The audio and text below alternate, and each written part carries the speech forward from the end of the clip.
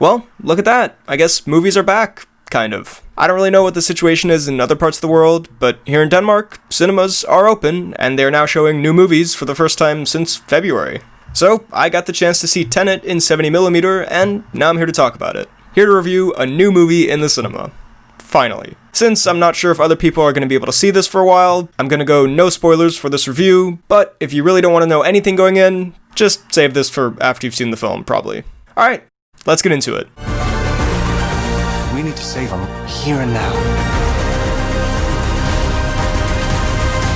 I'm quite a big fan of Christopher Nolan's films. The only two I haven't seen are Insomnia and Following, and of the ones I have seen, I don't think there's a single one I dislike. He makes a certain style of movie, usually quite sleek, complex, epic, clever, cerebral, full of twists, and every time there's a new Christopher Nolan movie, you know it's going to be an experience. There's a reason he's one of the most popular and well-regarded directors of today. And Tenet is all of those things again. And as a result, it was pretty great. John David Washington is fantastic in this. I'm kind of surprised he hasn't been in more stuff before now. I've only seen him in this and BlacKkKlansman, because he is definitely charismatic enough to carry his own film. He's pretty excellent in this with every aspect of his character, and he's quite funny too. I wasn't expecting this movie to have that much humor in it, and there isn't like a ton of it isn't a comedy, but his humor actually works really well and never feels forced in. And in general, the humor in this works really well. Robert Pattinson is great too, him and Washington have a great dynamic, and Elizabeth Debicki is fantastic as well. A really great cast here all around. In terms of the plot, this is very Nolan. Nolan often takes a very simple premise that's cool to think about, like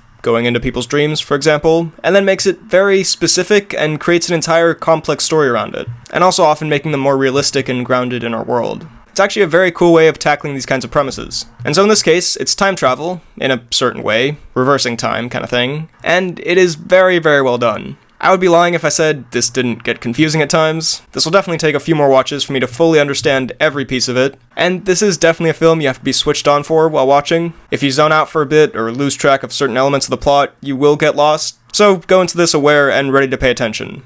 But generally speaking, I'd say the film does a good job of making it so the audience can follow what's happening in this quite trippy, mind-bending premise. It's an extremely clever and well-thought-out plot. I can't even imagine how one goes about coming up with this sort of idea, and then writing it into a narrative with good characters and twists and turns like this has. But yeah, on that note, the use of this premise leads to some pretty mind-blowing moments and some great twists throughout. And the more personal human element of this story is actually quite captivating, I thought, with good characters as well. So the film also has some heart for you to stay invested in all of this crazy time-bending stuff that's going on. And the other thing this premise leads to is some absolutely incredible action and some insane visuals. I'm going to be extra careful here to not spoil anything, but the way this film uses the time reversal element in its action sequences, and just throughout the film in general, you see glimpses of it in the trailers, but you don't really get how insane it is until you see the film. There isn't a single visual effect in here that isn't fantastic. It is some amazing action, some of Nolan's best. And again, I guess I'll just leave it at that to not spoil anything.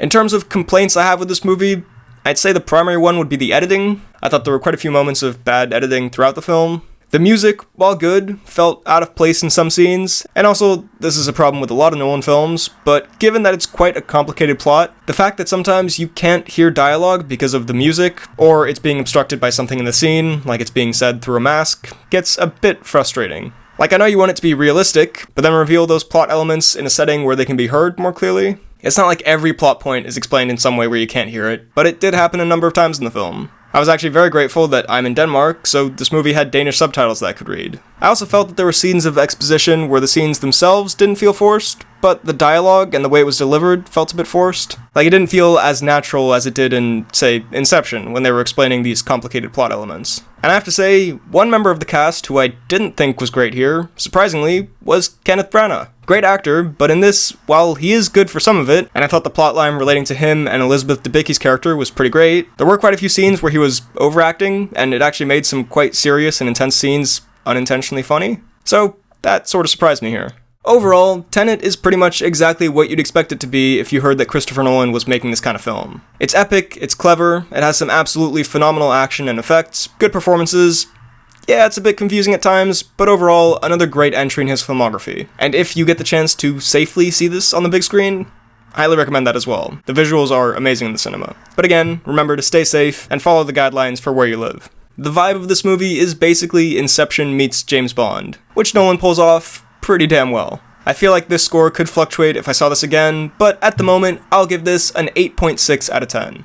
So, those are my thoughts on the movie Tenet. What did you think of it, if you've had the chance to see it? Let me know all of your thoughts down below in the comments. While you're at it, be sure to like this video, check out my Instagram and Twitter at BHL_Hudson, check out this podcast that I do with a friend of mine where we talk about movies, it's called The Poorly Planned Podcast, and subscribe for more videos like the one you just watched. Thanks for watching, and I'll see you next time.